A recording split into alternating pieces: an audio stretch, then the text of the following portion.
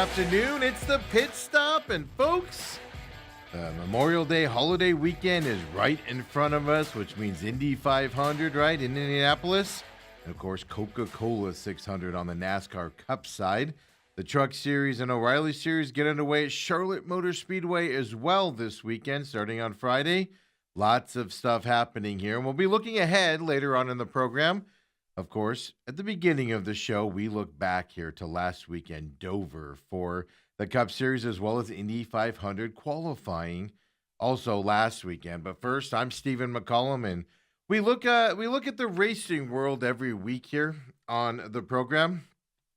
We're here usually on Wednesdays. This week a little bit delayed because of some high school graduations and things to that effect. We appreciate you joining us going into this race weekend as well. And as I said earlier, before we look ahead, we got to look back at last weekend's racing. Later on in the program, I'll tell you kind of how you can stay in touch with us, right? The Pit Stop Talk on X, or just search the Pit Stop with Steven. It'll come right up for you. You can watch us, Robat TV on demand, of course, YouTube. TME Media AZ is our production company. Follow us there as well for on demand. And we are on Rumble for those of you that don't like YouTube. We have programming that's more for that side, and we throw everything up there on demand as well. Rumble.com/user/TME Media is where you can find the programming there. There's a little channel button at the top. If you click on that, the shows come up for you. Make it a little easier to find the videos that you're looking for. Of course, you can also follow us at the Pit Stop Talk on X and on your favorite podcast systems. Just search the Pit Stop or the Pit Stop Talk or the Pit Stop with Steven on your favorite podcast system. We come right up here, and folks, this is a big episode. Last week, we had Indy qualifying happening last week, and we officially have the starting grid for the 110th Indianapolis 500. Let's throw up Indy 1 here. This will be the first 9 spots here, first 3 rows. Alex Palou, not a shocker if you follow IndyCar racing at all, gets the pole position. Defending champion from last year coming into this race in that number 1 spot. Alexander Rossi, some news for him. He got injured in practice after qualifying second for this race. We'll have that news for you on what it looks like going into this weekend for him, starting in that 2nd spot. Regardless, because of the practice injury and the wreck, he will be running a backup car coming up at this weekend. David Malakis in 3rd place qualifying. Felix Rehnquist. Santonio Ferrucci, obviously friend of the program. We met him and spent some time with him when IndyCar was here in Phoenix earlier this year, qualifying 5th here on that Indy Oval. Then you got Pato O'Ward. He is going to also kind of foreshadowing forward here. He was involved in that Alexander Rossi crash in a backup car for him as well in the 6th spot, qualifying last week. Kiefer Simpson in 7th. Connor Daly, who does run these ovals well there in the 8th spot as well. Scott McLaughlin in that 9th spot. If we roll over to Indy 2 here, then the next up here in this track, we got Scott Dixon, Rinus VK, and then Takuma Sato here, the Japanese IndyCar driver. Ed Carpenter, Helio Castroneves going for his 5th Indianapolis 500 win. Then Christian Rasmussen coming up, the Dutch driver there as well. And then you got Marcus Armstrong, Marcus Harrison. And then in the 18th spot here, Christian Lundgaard. He is somebody I would pay attention to this weekend as somebody that could podium and possibly win this race there in that 18th spot for Christian Lundgaard. Roll over to Indy 3 if we would. These are the spots 19 through 27. Will Power, who's had a difficult year with his team movement here. He's starting in 19th place. Nolan Siegel there in the 20th. Louis Foster there in the 21st spot. Then Ryan Hunter-Ray. You guys know him. 22nd spot. Then Josef Newgard. Not a good qualifying for Josef. 23rd spot here to start this race. I'll preview this here before we look later on. I like him in this race as it goes on to be competitive and fight for a podium spot as it goes. Romain Grosjean and 24th spot. Kyle Cookwood, terrible qualifying for him as well. 25th spot. Catherine Legg, well, she's going to run, if possible, she's running the Indianapolis 500. And they're going to move over to the Coca-Cola 600 afterwards on the NASCAR side. Trying the double here. She starts in the 26th spot after qualifying. The Mick Schumacher there in the 27th spot. The final rows, well, we'll show that to you with our graphic labeled Indy 4. Graham Rahal in the 28th spot. Dennis Heiger in the 29th. Jacob Abel, 30th spot. Then your final row, Stingray Robb there in the 31st. Colette, 32nd. Jack Harvey was able. These guys qualified for this race, able to get into it, getting a start at the Indianapolis 500, the 110th Indianapolis 500. That was qualifying last weekend. Some practices happened. That's where Alexander Rossi got hurt on Monday. Had some minor surgeries, I guess we could say, some medical work done and everything. We'll give you his update on if he's able to race this weekend as well coming up. Don't forget, on Friday this week, it's where the festivities begin. You got Carb Day on Friday, practice in the morning, then Carb Day. Well, then the Indianapolis 500, the actual race, gets underway on Sunday morning here in the West Coast times as well. We'll have more on the race when we look ahead later in the show, but that qualifying, they were fast on that track for qualifying. This is going to be a fun race, and hopefully weather stays away this weekend at the Indianapolis 500. We'll look ahead to that later on, but first let's look back at Dover last weekend for NASCAR as well. As it does when all three series race, well, the Dover races began with the truck race on Friday night.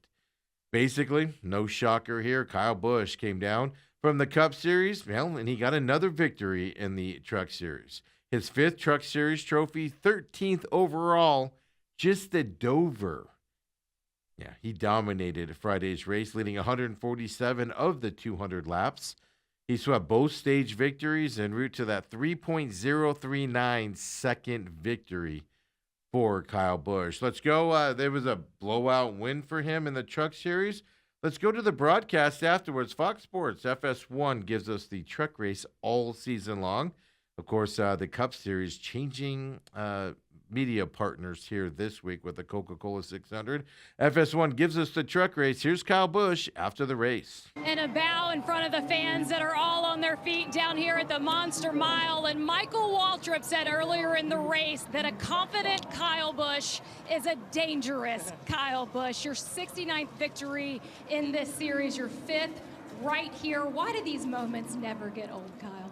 Because you never know when the last one is, you know. So I know all too well, unfortunately, with the Cup stuff, but you know, here with the truck stuff right now is it's awesome just to be a part of Spire Motorsports. Thanks to Jeff and Dan and Mr. H for the opportunity. HendrickCars.com. I'm sure it looked great out front leading the race, and it wasn't just Kyle Larson doing it. So you know, feels good to have another Kyle being able to do it and putting ourselves in victory lane. So love coming to Dover. Always one of my favorite places to race, and definitely some managing of the fuel there, managing of the tires there, and you know, it was an interesting, just kind of strategic battle, I guess, from the driver's seat. And you know, thanks to all the fans. Appreciate everybody for being here at Dover and the Monster Mile for All-Star Weekend. We thank you, and hopefully we have another great O'Reilly race tomorrow and an even better Cup race on Sunday. I mean, the ultimate showman there, right? Promoting the rest of the weekend's racing as well. Domination there, but fellow Cup Series regular Ross Chastain, he actually led 49 laps in this. They battled side by side about halfway, just over halfway in this race, battling it out. Ross Chastain led 49 laps in this, but he had a pit late in this race for fuel. Well, and then that allowed Kyle Busch to get that big victory as well here in the Truck Series. Let's throw up the finishing order of this race as well for you. And this was it was a dominating race by Kyle out there. Ty Majeski, the guy I thought actually would win this race, finished second here and the highest Truck Series regular to win here. Lane Riggs was third. Caden Honeycutt, who I like a lot here. Caden Honeycutt, well, fourth place for him in this race. He has been on a tear lately. Christopher Bell coming down from the Cup Series, and Brandon Jones were fifth and sixth respective there. Christian Eckes in seventh. Corey LaJoy, who's getting his legs under him, running in the Truck Series full time now after that day incident earlier for the driver day earlier this season where he left his team out there. He finished 8th. Jake Garcia 9th. Justin Haley in 10th for your top 10. Other big names outside of the top 10 here. Stuart Friesen was 11th. Chandler Smith 12th here in this race as well. Grant Effinger 15th. Tanner Gray 16th here in this race. With that late pit stop for fuel, Ross Chastain ended up finished 18th. Ben Rhodes and Giovanni Ruggiero were behind him at 19th and 20th.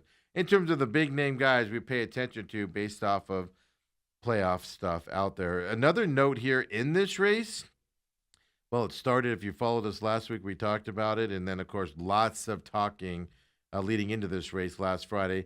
It was significant. It had 3 women drivers in the field for the truck race last Friday. It's a high mark, meaning the most women drivers in a field. Last set back in 2021 as well. Destiny Spurlock, a lot of high hopes for her going into this truck series. First black woman ever to start a NASCAR National Series race. Well, she ran into some trouble there in the race, spun out, but she did finish 36th place after that finish, after that spin out earlier in the race. Tony Bredinger, she should finish 25th here as well. And then Natalie Decker finished 34th here in the truck series. So going to see more and more representation here as time goes on and opportunities going to these women drivers. First incident here, at least with all 3 of them on the track all at once. Let's look up the playoff points here in the truck series as well as we're talking about that here. And Caden Honeycutt still leading this, 347 points total. Lane Riggs right behind him at 309 on the season. Chandler Smith, Gio Ruggiero, Ty Majeski, who's had some good runs here lately as well. He might be finding some footing himself. They're in that 5th spot. Christian Eckes, then Ben Rhodes, Jake Garcia, Stuart Friesen, Tyler Ankrum, top 10 drivers on the inside of the playoff push right now. The guys outside, well, not too far away, right? Daniel Hemrick, Brandon Queen, Justin Haley, 10 points for those first 2 gentlemen, 11 points behind that final spot for Justin Haley as well. It's getting a little bit of a gap here. Plenty of time to make it up. We're only halfway through the truck season, but Andres Perez de Lora, minus 40 points from that cut line. And then Tanner Gray also 40 points behind as well. They can make those points up, but they're making it harder on themselves if they don't get moving and making up some of those points to get to that playoff cut line as well. Raised 9 of 18 there in the truck series left up for the summer months. Next up for the truck series, well, this weekend at Charlotte Motor Speedway, Friday night racing, late night Friday night. I believe it's 8 p.m. Eastern time here for the truck race. So we've had some, at least on the West Coast here, early afternoon races on Fridays. Well, this time, 5 p.m. I believe it is start. We'll get that up for you and fill you in on this weekend of Charlotte later on in the show when we look ahead. Of course, then on Saturday, we had the O'Reilly Series racing there at Dover. Look at this. Corey Day coming out, took the lead from Justin Allgaier. Corey Day's already won in this O'Reilly Series this year. Won on the Super Speedway. Justin Allgaier, of course, several victories. 3 now, I believe? 3 or 4 on this O'Reilly season. Well, Corey Day passed Justin Allgaier with 4 laps remaining. And Corey Day got his second career O'Reilly Series victory on Saturday. It was his first Dover start as well. First time seeing the Monster Mile. Allgaier, 3 wins already this season. Current championship leader as well. Well, he was in the lead. You thought he was going to win this race. Day was able to run up high against the outside wall.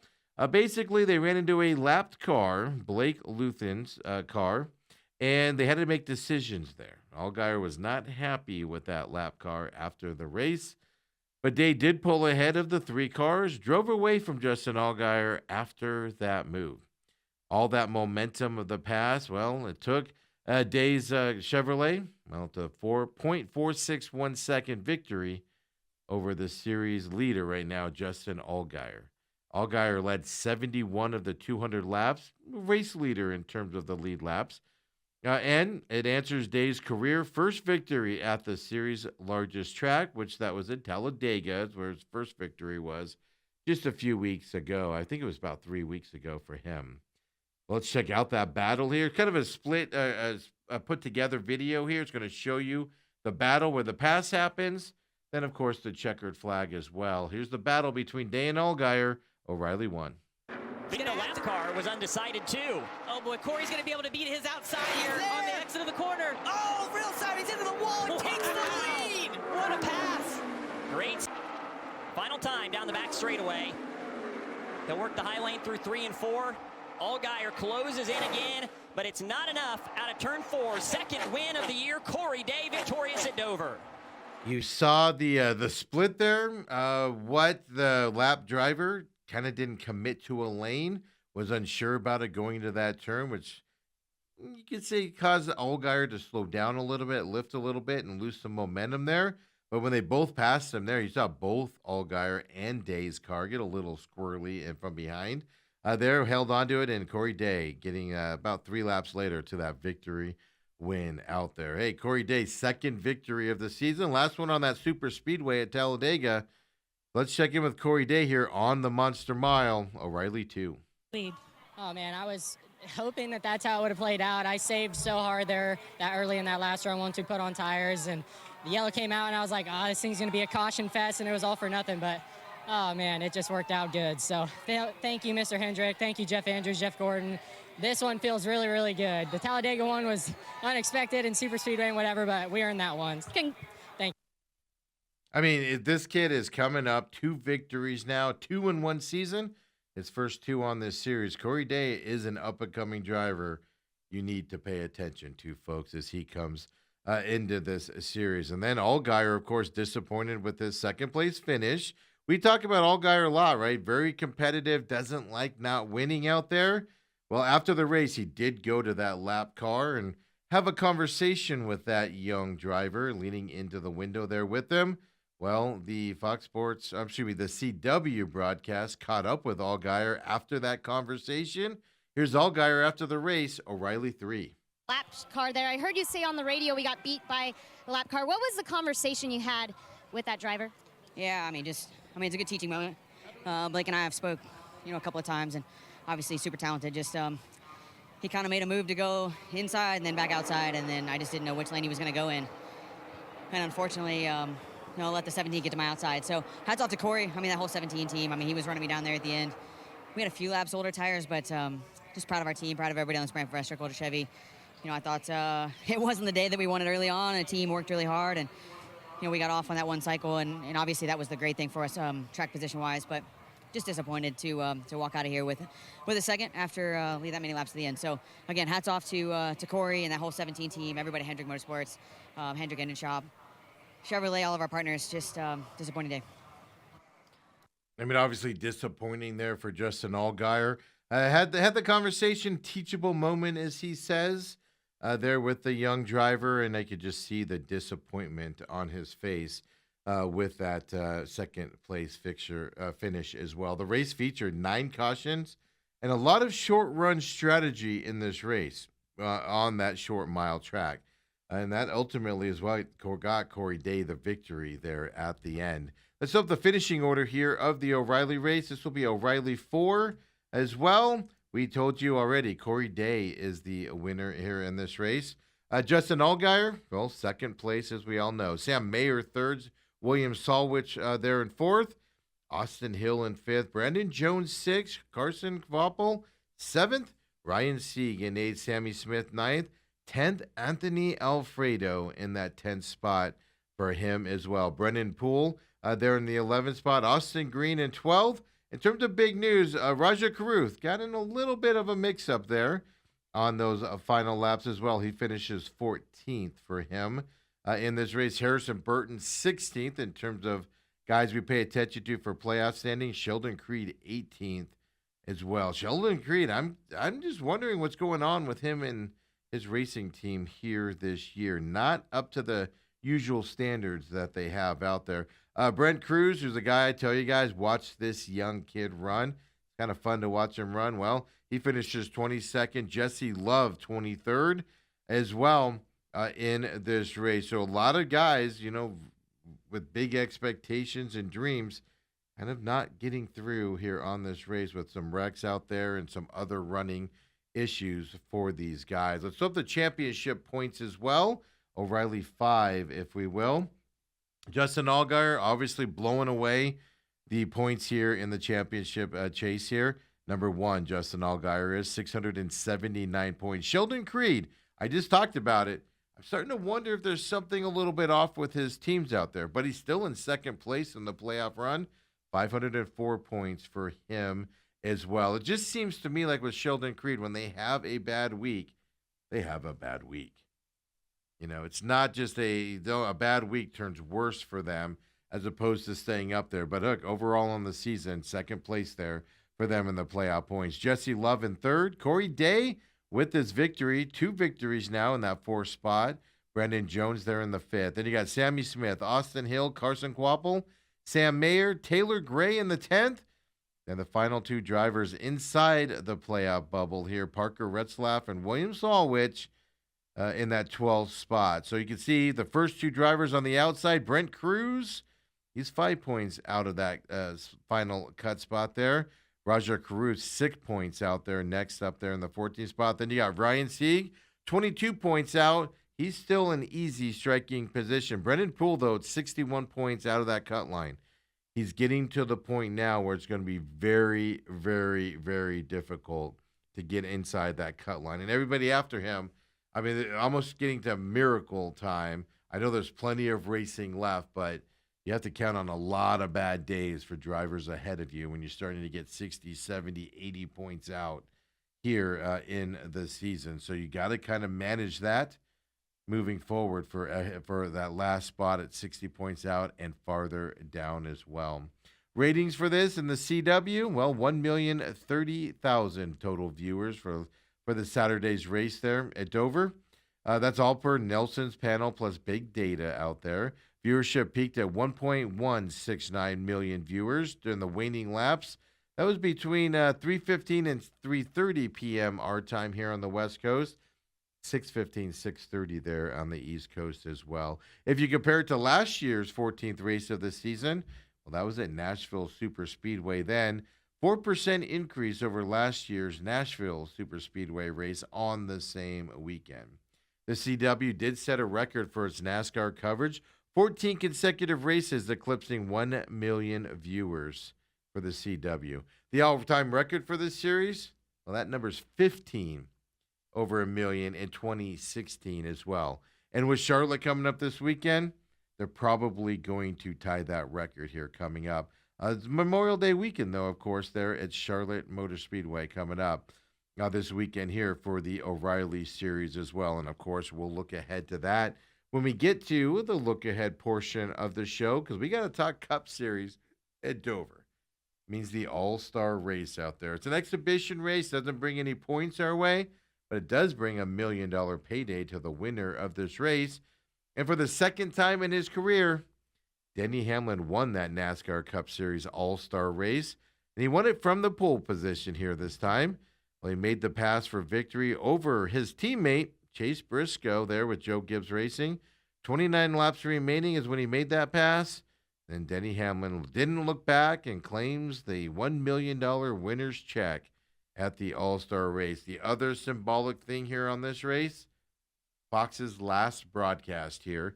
Now it moves over to Amazon Prime starting this weekend for, I believe, 5 races before it goes to TNT and then ultimately to NBC later on in the season. Denny Hamlin went on to win by a .887 second margin over Chase Briscoe in that 200-lap final segment of the competition. You know, now the All-Star race is 3 phases, 75 race, a 75-lap race, and then the 200 one as well. This is the first All-Star race taking place at Dover also. Just finishing the third and final phase of this race, well, that was an accomplishment for these drivers. Big wrecks happened in that first 75-lap race. Took out a lot of guys. 9 car incidents. They, bookended the first of 2 75-lap stages. Eliminated a lot of drivers badly hurt in terms of cars. several people and favorites for this all-star race. Chase Elliott got knocked out. Kyle Larson seriously damaged. Ryan Blaney in those big wrecks there in that first 75 lap stages here in this race. So Denny Hamlin gets the win there as well. Let's check it out. Cup 1, Denny Hamlin to the checker. Denny Hamlin lived up to all the hype and all the expectations today. Whoop their butts. Third straight win at Dover, counting 2-point races and the All-Star.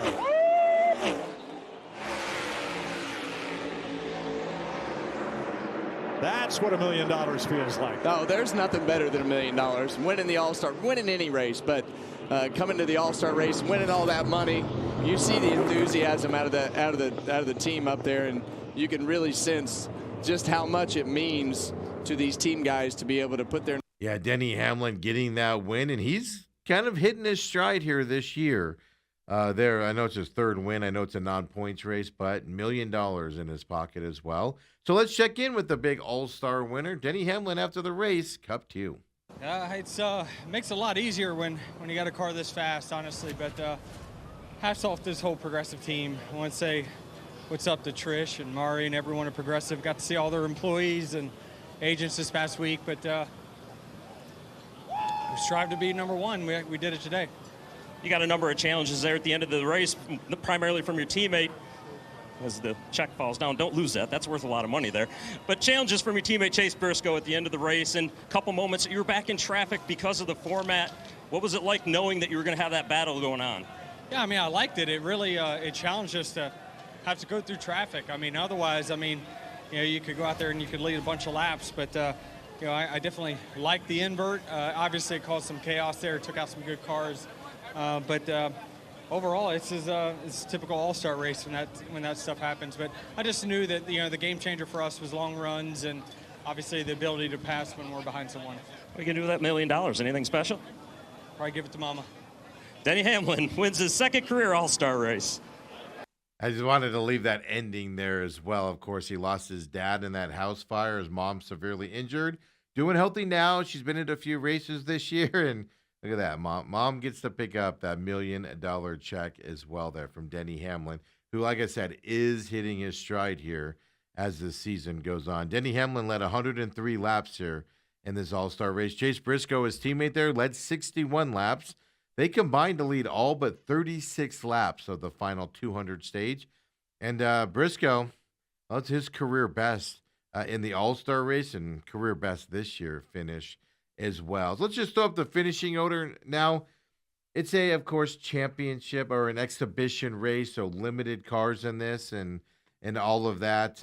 No points attributed on it, but Denny Hamlin, Chase Briscoe, Eric Jones in third, Austin Dillon in fourth. Connor Zilic voted in there in that fifth spot as the fan vote, Connor Zilic. Then Austin Cedric, William Byron. As I said, you go down to the bottom here. Christopher Bell went out of this race due to handling problems. Ty Gibbs, Joey Logano, Kyle Larson. Well, Ty Gibbs had some car issues there. I believe it was a suspension. But then Kyle Larson, Joey Logano knocked out on that accident. A lot of guys damaged in those accidents as well. So a lot of the guys you were hoping to see in this championship race kind of knocked out as well. And just because it's a non-points race, nothing's changed on this. Just throw up the championship points real quick, just to refresh you like we do every week as we go into this weekend's racing with the Coca-Cola 600. So nothing has changed here at all, but Tyler Reddick still leading, 567 points. Stanley Hamlin with 438 points there. This win does not add points to his number. Chase Elliott, Ryan Blaney, Chris Buescher, Ty Gibbs, Carson Hocever there in seventh. Kyle Larson in eighth, Brad Keselowski, Christopher Bell, Bubba Wallace in the 11th spot, 34 points up above the cut line. William Byron, Ryan Preece, Daniel Suarez, Austin Cedric, SVG above that cut line right now, 6 points above it. Chase Briscoe, good finish here in the All-Star race. Doesn't help him in the points, but he does finish there. He's right outside, 6 points behind SVG, battling for that playoff spot with several races to go. Then you got Joey Logano, 38 points back. Whew. Ross Chastain, 47 points back as well. There's plenty of racing left. You can make that up in a week in the Cup Series.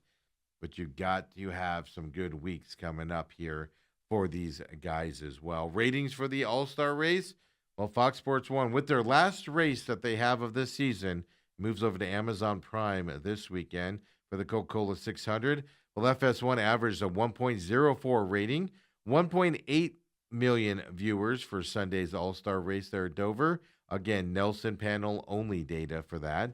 That compares to a 1.06 rating, 1.965 million viewers last year's event. Now, last year, the All-Star race was at North Wilkesboro, this year being the first year at Dover as well. This year's race aired in prime time. Last year, middle of the day. 2025 event was middle of the days there, so prime time as well. Well, the All-Star race is all wrapped up. The Cup Series moves on to Charlotte Motor Speedway for the longest race of the year. 600 miles coming up this weekend in Charlotte. It's going to take speed and endurance. And while when we return, we look at the news around IndyCar and NASCAR. We go ahead and look ahead at the Indianapolis 500, the NASCAR racing at Charlotte as well, folks. So come on back. It's the Pit Stop.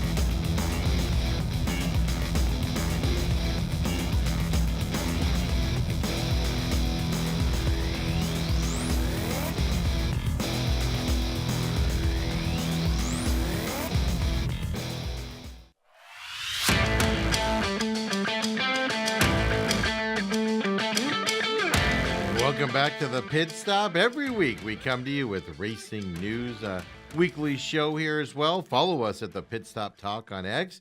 Follow TME Media, TME Media AZ also on X. That's the parent company of our shows that we do as well. And catch all of our programming on YouTube at TME Media AZ. Just type that in, it pops right up for you. Or you can find us over on Rumble for those of you that don't like YouTube and prefer the Rumble side. Of course, the Real Matrix is over at Rumble, so we put all of our programming over there on demand as well. Rumble.com/user/TME Media is where you can find it on Rumble as well. The podcast version of your show, well, it's on your favorite podcast system. Just search the Pit Stop Talk, which is our X handle as well, or just search the Pit Stop with Steven, and it comes right up on your favorite podcast system. We like and we appreciate for those of you that do watch us on many of the ways you can do it. You can do it Robat TV on demand, YouTube, Rumble, your favorite podcast system.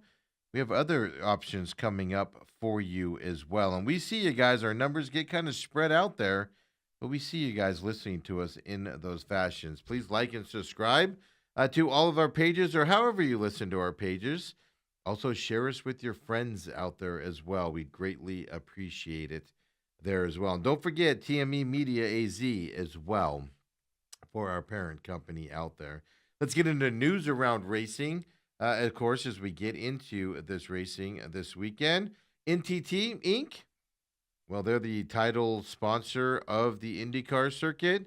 Well, they announced this week the renewal of its sponsorship of that NTT IndyCar series. NTT is a Japanese data company out there. And under this renewed agreement, NTT has expanded its role beyond racing analytics In fan engagement, well, now they're going to provide advanced AI and data capabilities for Penske Entertainment and, of course, IndyCar. This includes AI-driven operations, real-time decision intelligence, even emissions visibility across IndyCar. They're also going to have a lot more to do there at the Indianapolis Motor Speedway, IMS, and they're going to do marquee events within the Penske Entertainment portfolio with their expanded sponsorship opportunities for NTT as well. Then in terms of IndyCar, I told you earlier, Alexander Rossi, we qualified second for IndyCar. I'll let you in on a little hint. Well, Monday came along, practice, got in a wreck, got hurt in a wreck there as well. Was unsure if he'd be able to race this weekend. He was in a walking boot, had a cast on his arm. Well, he returned to Indianapolis Motor Speedway on Thursday this week, of course, for Media Day. Well, he was cleared to now drive in the 110th Indianapolis 500 as well. He crashed into the Turn 2 safer barrier in practice on Monday. His damaged car then sustained secondary contact. That was when Pato O'Ward braked, and he went to avoid the accident, but he spun into Rossi and his car as well. Rossi did suffer minor injuries to a finger on his left hand, his right ankle. He did go and do outpatient procedures Monday evening as well. Well, the wraps, the walking boot were all gone by Thursday when he showed up at Media Day. He confirmed he's been cleared. He's ready to race, so he's going to start second. Now, him and Pato O'Ward, due to that practice incident, they're both going to be starting with backup cars here in this race this weekend on the Indianapolis 500. In other news out there in terms of NASCAR, NASCAR is changing its damaged vehicle policy, which a lot of times you'll hear people call it DVP out there. They're changing these policies for the O'Reilly and the Craftsman Truck Series as well. This is just going to allow teams more leeway starting this weekend coming up at Charlotte. Vehicles in those series, well, if they're towed back to the garage, they will now be allowed to make repairs instead of being retired from the race, kind of going to the Cup Series rules as opposed to being separate from them. This was revealed this week on the latest episode of Holler Talk podcast. I believe that comes out on Wednesdays. It brings the series in line with the Cup Series, as I told you, which they changed to that rule last year that you could do repairs and get back out there. Then we officially know the inductees into the NASCAR Hall of Fame class of 2027. It's a 3-person group getting in this year. This is the 17th Hall of Fame group as well since the inception of the NASCAR Hall of Fame back in 2010. Who got in? Well, Kevin Harvick, no surprise there. He got in. Jeff Burton gets in, and Larry Phillips also getting in. Well, Lisa France Kennedy, she was named the recipient of the Landmark Award for outstanding contributions to NASCAR. So the NASCAR, we know who's getting in there as well. Well, good things there for the NASCAR Hall of Fame coming up as well. So that's the quick news there as well. And let's look ahead to this weekend's racing. Well, let's start with the greatest spectacle in racing. You know that, the Indianapolis 500. Carb Day is on Friday this week. The race is on Sunday. Friday is always eventful around the race, assuming weather stays away. I've seen people say that rain could be in and out of Indianapolis on a Friday. So 2 p.m. Eastern Time, 11 a.m. in Phoenix, well, you get the Oscar Mayer Wiener 500. I think it's the Oscar Mayer Weenie 500, to be honest with you. It's exactly what it sounds. If you don't get a chance to watch it because it's 11 a.m. our time, Google, yeah, and you'll literally watch, I think it's 3, maybe 4 Oscar Mayer Wiener mobiles driving around the racetrack. I kid you not. That's after an Indy500 practice this morning, on Friday morning as well. Then at 2:30 p.m. Eastern, which is 11:30 our time, you start the pit stop competition. It's just like the All-Star race for the NASCAR. The guys get in their cars, they pull forward, pit guys do their things and get awarded points, and it's a big, fun thing happening here on Carb Day coming up on Friday here for the Indy 500. Then the race is on Sunday, 12:45 p.m. Eastern time, which this is what I love about Sunday. You get up early in the morning, 9:45 a.m. will be the green flag approximately on Fox for the Indianapolis 500. Start your morning with racing and your evening with racing as well with the Coca-Cola 600 for NASCAR. Weather for Sunday in Indianapolis, I already told you Friday. I've seen weather cells that could possibly be moving in on Friday. Well, Sunday's forecast looks favorable. Just a 36% chance of rain on race day. I've seen some models say race starts 12:45 p.m. Eastern time. I've seen some models saying slight rain around 2 p.m. And I've seen some models say the rain's going to stay away as well. Well, the more clouds that roll in, drops temperatures on the track. Obviously, any rain drops temperatures on the tracks. But temperatures are forecast to be in the range from the low 60s to upper 70s there in Indianapolis on Sunday. Mix of sun and clouds throughout the day. That's going to be an issue if it goes from sunny to cloudy throughout the race day with tires and heat up in the racetrack temperatures. The weather for this race, well, it's going to be at an average of 71 degrees, but cloudy once the race begins. The wind and temperature impacts are minimal, expected to be minimal, but precipitation, rain, well, that's the main factor to watch coming up on Sunday as well.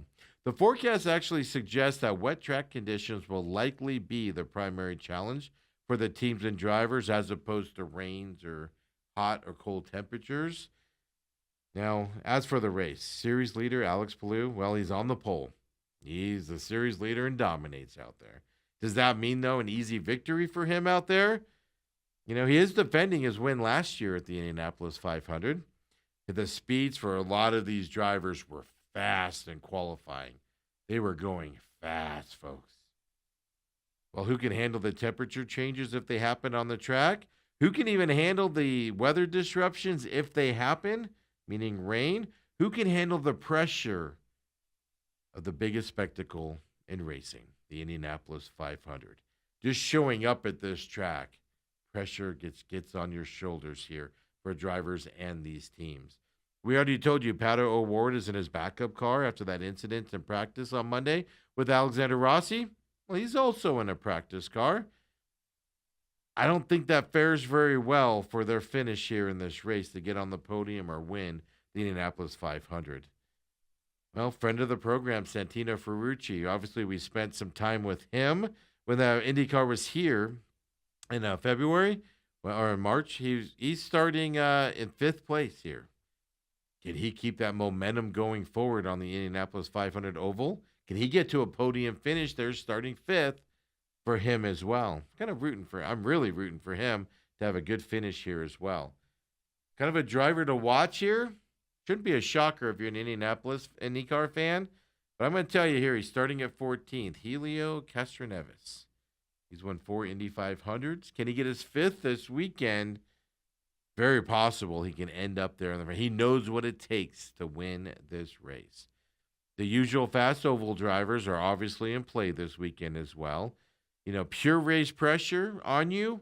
Once the race starts, the pressure, I'm sure, dissipates a little bit, but all the getting up to the race getting started, it's just more and more pressure because this is the crown jewel of the IndyCar racing season as well. I don't think Alex Palou does go back-to-back in this race. He could be, or if he is, probably the favorite to go into this, winning the pole. I think he's going to not win this race this week. I'm just going off of a hunch here. Certainly a favorite. I'm going against the grain here. My hope to win favorite, meaning the guy that I'd really like to see win, well, that would be the 4-time champ, Helio Castroneves as well. Go get another one there, stud, is what I say. Always rooting for Santino Ferrucci and the pit stop bump, as we'll call it. Obviously, meeting and spending time with him and being a friend of the program, we're always rooting for him as well in these races. Josef Newgarden did not qualify well in this race, is starting toward the back of this race, but he's been fast. Practice, he's been fast as well.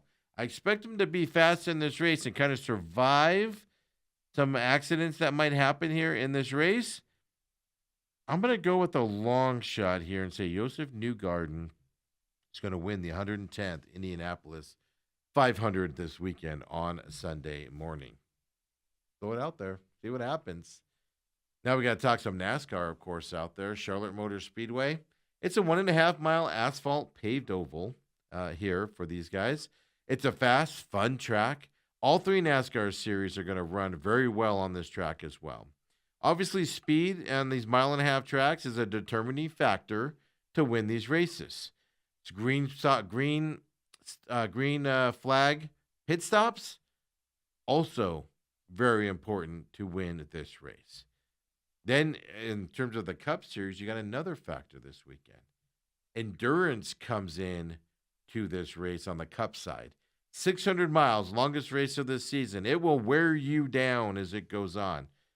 The endurance, can you stay focused? You get tired? You get fatigued? That costs you the race coming up as well. Last year, Ross Chastain won this race, was nowhere near it, winning this. He just endured it, and he was there at the end and survived the endurance race there. Ross Chastain did. Does that happen again this year with the 600 miles coming up on Sunday? Well, let's look at the Truck Series first here. Some developments happening in the Truck Series. In the Cup Series as well, but mainly we're going to pay attention to the Truck Series here first. Obviously, this gets underway on Friday as well here at Charlotte Motor Speedway. 8 p.m. Eastern Time, 5 p.m. our time here on the West Coast. Obviously, Fox Sports 1 gets you started here on the Truck Series. So we're recording this show on Thursday here as well. And as of Thursday morning, Kyle Busch is sick, apparently. He's been in the hospital. He's going to not be racing this weekend in the Truck Series or in the Cup Series as well. So some substitutes coming up for this weekend for him. Why is that important? Just won at Dover last week. Also going into this race, favorite in the Truck Series every time he's in the Truck Series as well. Kind of shakes it up a little bit on who could win this race. Speed obviously is an important, and it's important to be in the front at the checkered flag. I'll be paying attention to the qualifying side of things there in Charlotte. Who is fast there? I do like Gio Ruggiero in this race to be in the front. I don't know if he's going to necessarily win it, but he has to qualify good to be up there at the end of the race here as well. He won last year's pole position here at Charlotte, runs this racetrack well. I kind of expect to see him up there again, which means he should have a positive race out there. Y'all know I've been high on Caden Honeycutt as well the last several weeks. Now, before he started winning, I was high on him and said his wins are coming. There's no reason to get off of that bandwagon at all in this Truck Series.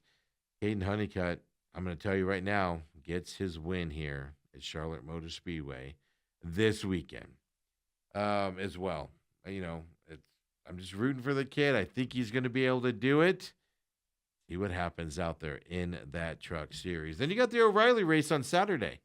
Again, Charlotte Motor Speedway, 5 p.m. Eastern Time, 2 p.m. here on the West Coast.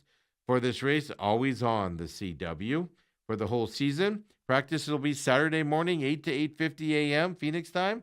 Be 11 there on the East Coast. Qualifying will be Saturday as well, 12:05 to 1 p.m. Eastern Time, which makes it 9 to 10 a.m. here in the West Coast as well for that. Connor Zilic and Ross Chastain are both coming down from the Cup Series to race in this O'Reilly Series at Charlotte.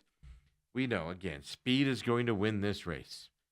That alone makes Justin Allgaier the series leader and blowing away everybody in points. That makes him the favorite of this race when you need speed out there. I do expect Connor Zilic to have a good race.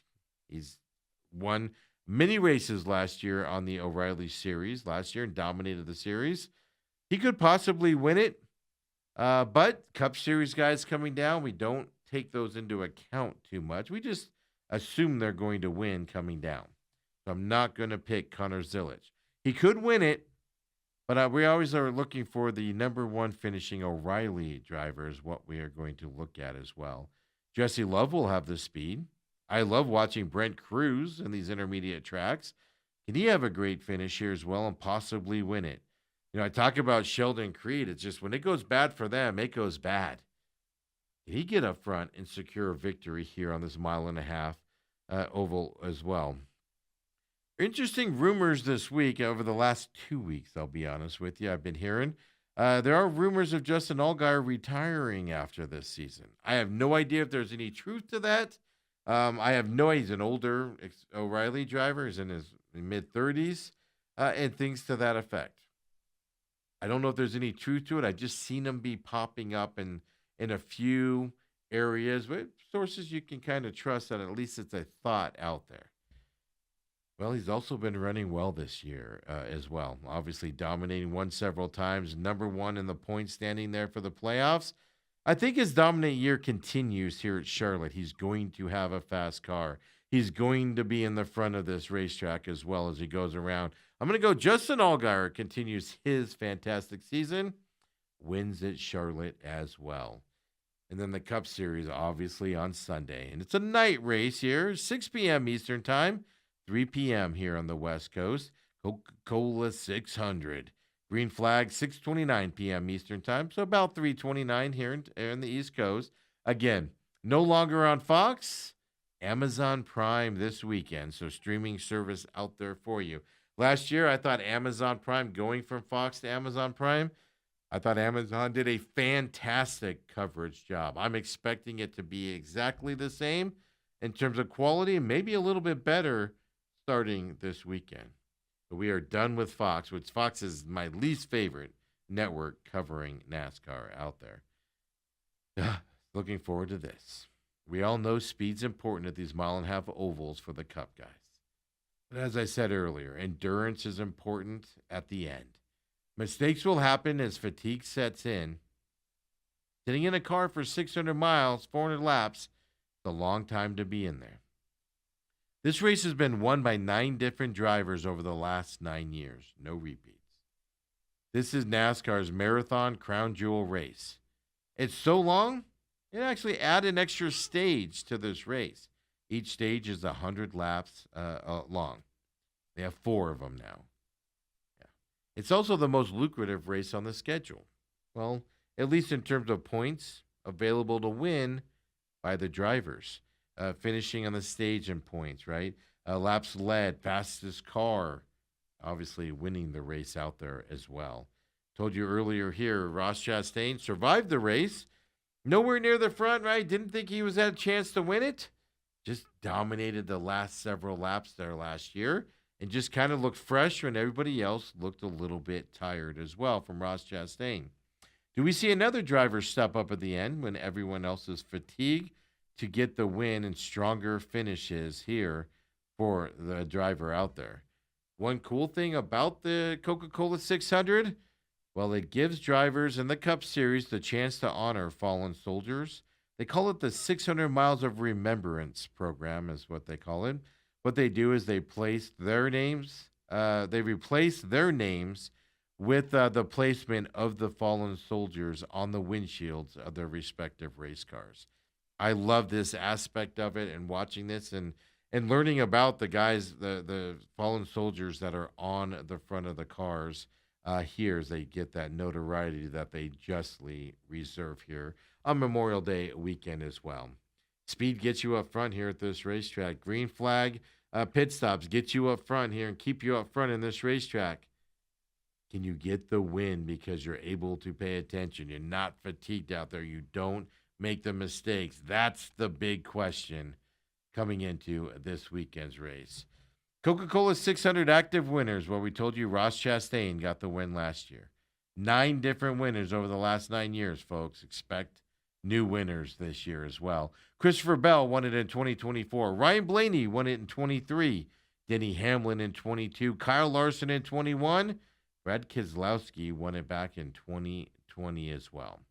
I do tend to think a winner, well, it's going to come from this group of drivers for the most part. There's a couple exceptions, like Tyler Reddick.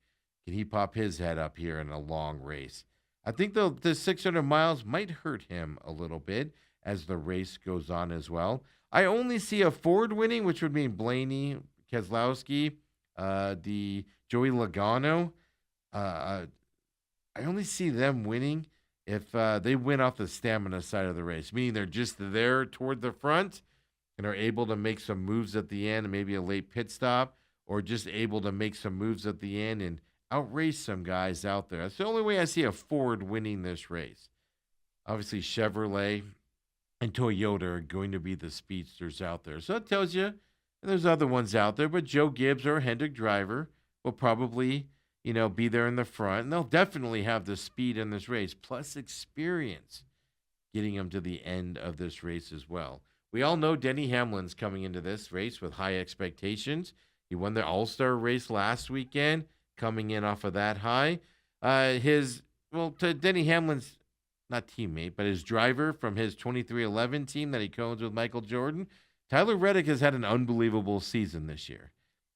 He can be up there and win this race. I'm just worried about the ending here with the length of the race for him to be up in the front at that point.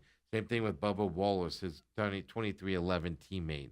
Kyle Larson, I worry about him stamina toward the end of this race as well.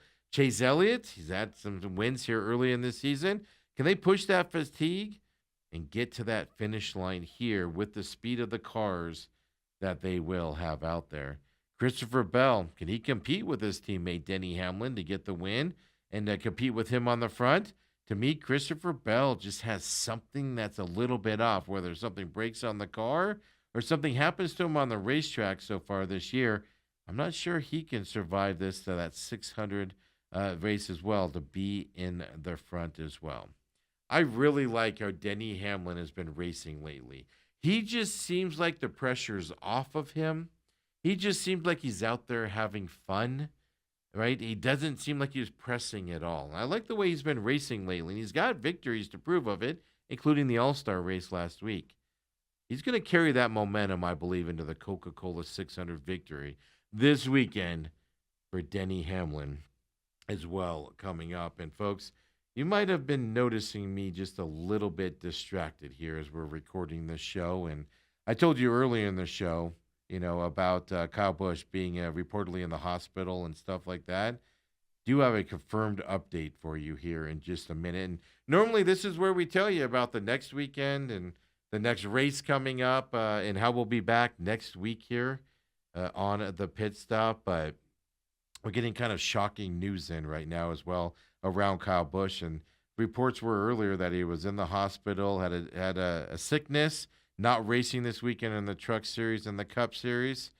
Well, we'll just end it with this right here. There's no easy way to transition to it. Be back next week with some updates and things like that on our normal Wednesday next week. Enjoy the racing weekend, but you're going to be racing and watching racing with a heavy heart this weekend. Race fans as well. Yeah, unfortunately, well, we have now confirmed Kyle Busch has passed away at age 41. We don't have any further information at this point, but we do know this is a shocking development based off of just the hospital stay as what we had learned earlier. We'll obviously have more over the weekend as we learn about it. We'll post to the Pit Stop Talk on X and everything. Those of you that have watched this program know that I have a love-hate relationship with Kyle Busch. I don't like his antics in the car. We documented just a couple weeks ago, right? I was having some going after him for his talk on the radio and things to that effect. But he's a legend in this sport and a phenomenal driver. You can't ignore that talent. So I'll need a couple days to kind of put my thoughts together on this news. I'll put some kind of tributes and more, maybe be able to put down my thoughts over the weekend, but it is way too early for me to do anything like that right now with this news out there as well. So I need to get a grasp around, like most of us probably have to do, hearing this news here on Kyle Busch leaving us here at age 41 as well. Obviously, thoughts are with the whole NASCAR community, his family, his 2 young children out there as well. So what we're going to leave you here today as well here on the program, enjoy the racing weekend. It's obviously going to be a heavy heart out there as well. We'll get you updates over the weekend. But last week in Dover, we played it earlier. Ironically enough, Kyle Busch won that truck race there, and he spoke after the race. Well, we're going to leave this show here with the words of Kyle Busch. Down here at the Monster Mile, and Michael Waltrip said earlier in the race that a confident Kyle Busch is a dangerous Kyle Busch. Your 69th victory in this series, your 5th right here. Why do these moments never get old, Kyle? Because you never know when the last one is, so